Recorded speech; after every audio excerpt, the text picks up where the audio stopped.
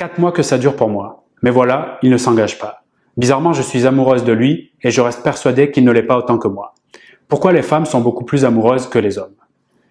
Je profite de cette question de Lola, et merci pour ça, pour répondre à ce que j'estime être le sujet qui se cache en arrière-plan. En tout cas, un des sujets importants que j'ai pas encore abordé d'ailleurs en vidéo. Cette question de l'égalité de l'amour ou bien de la réciprocité de l'amour. Je pense que cette idée d'un amour similaire, partagé en même temps, de la même façon, communément admise, est parfaitement à côté de la plaque. Je pense que c'est une illusion de s'imaginer que quand je rencontre une personne, que nous apprenons à nous connaître et que nous développons potentiellement des sentiments ensemble, qu'il faudrait que ça soit partagé pour que ça puisse fonctionner, c'est d'abord une illusion et c'est même dangereux. Avant de parler du danger de cette idée-là, parlons d'abord de qu'est-ce qui fait que j'ai cette idée-là. Qu'est-ce qui, en moi, comme besoin notamment, m'amène à croire que ça serait bon que nous ayons une égalité des sentiments amoureux.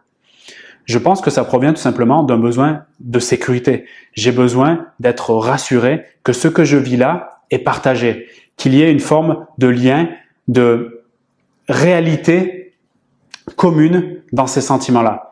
Parce qu'au fond, si c'est pas le cas, je me sens seul. Si c'est pas le cas, symboliquement, je me sens abandonné, je me sens comme morte. Et ce sentiment-là est absolument effroyable pour la majorité des êtres humains. C'est viscéral et on veut l'éviter par-dessus tout, quitte à se rattacher à n'importe quelle branche, notamment cette idée qu'il faudrait que nous nous aimons de la même façon en même temps. Imagine-toi si on pousse le truc à voir en face de toi un homme qui exactement, au même moment que toi, de la même façon, t'aime avec la même intensité, qu'il exprime exactement avec les mots, bref, un clone parfait de toi.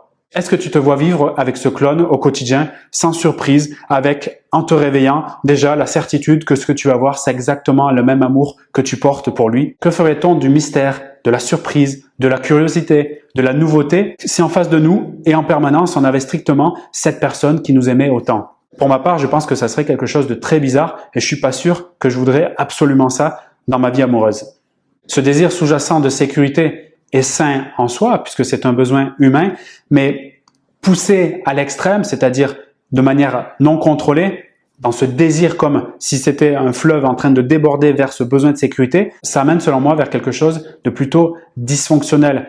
Car courir après ce besoin-là, cette idée selon laquelle l'autre devrait m'aimer comme je l'aime, me semble illusoire et aussi dangereuse, justement parce qu'elle est illusoire, parce qu'elle me pousse à aller vers quelque chose qui n'existe tout simplement pas.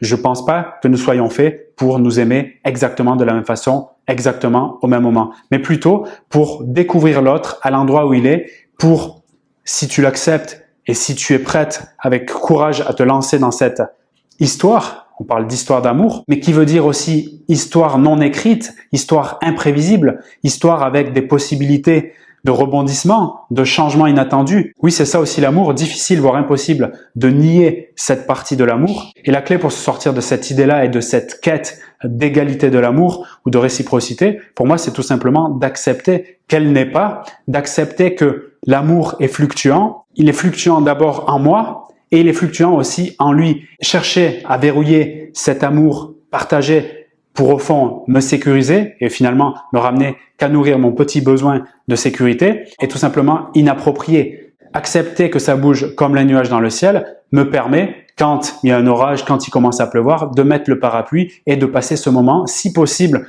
de le vivre comme quelque chose d'agréable et non pas de le subir, comme quand l'homme que j'aime a des sentiments aussi différents de moi. À ce moment-là, peut-être a-t-il besoin de se reposer, de prendre un peu du temps, de liberté, de partir quand je l'aime beaucoup. Oui, le simple fait de reconnaître et de l'accepter m'apaise sur ce désir viscéral et puissant, parfois excessif, de me sécuriser. Et simplement en le faisant, en incarnant cette énergie plus rassurée, plus confiante, plus apaisée, je lui propose également et je lui donne la possibilité également de s'apaiser. Et du coup, rayonner et l'inspirer de cette énergie a beaucoup plus d'efficacité, beaucoup plus productif pour notre relation que d'essayer à tout prix de recevoir de la sécurité de sa part en étant moi-même, en la demandant cette sécurité, en parfaite insécurité. Parce que c'est ce message-là qui ressentira ton insécurité intérieure, non pas ton désir de recevoir sa sécurité.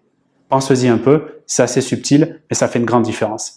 Si tu veux qu'on en parle ensemble et que je t'accompagne personnellement dans ce que tu es en train de vivre actuellement pour t'aider à mieux te comprendre, mieux comprendre la situation et aussi recevoir mes conseils personnalisés. Je t'invite à regarder la description de cette vidéo pour voir si le coaching été est encore disponible. C'est un accompagnement unique que je propose une fois dans l'année avec des bonus exceptionnels d'une rencontre physique en fin d'année 2023 où on pourra échanger de vive voix suite à notre accompagnement. Je te souhaite une belle journée, une belle soirée. À très bientôt.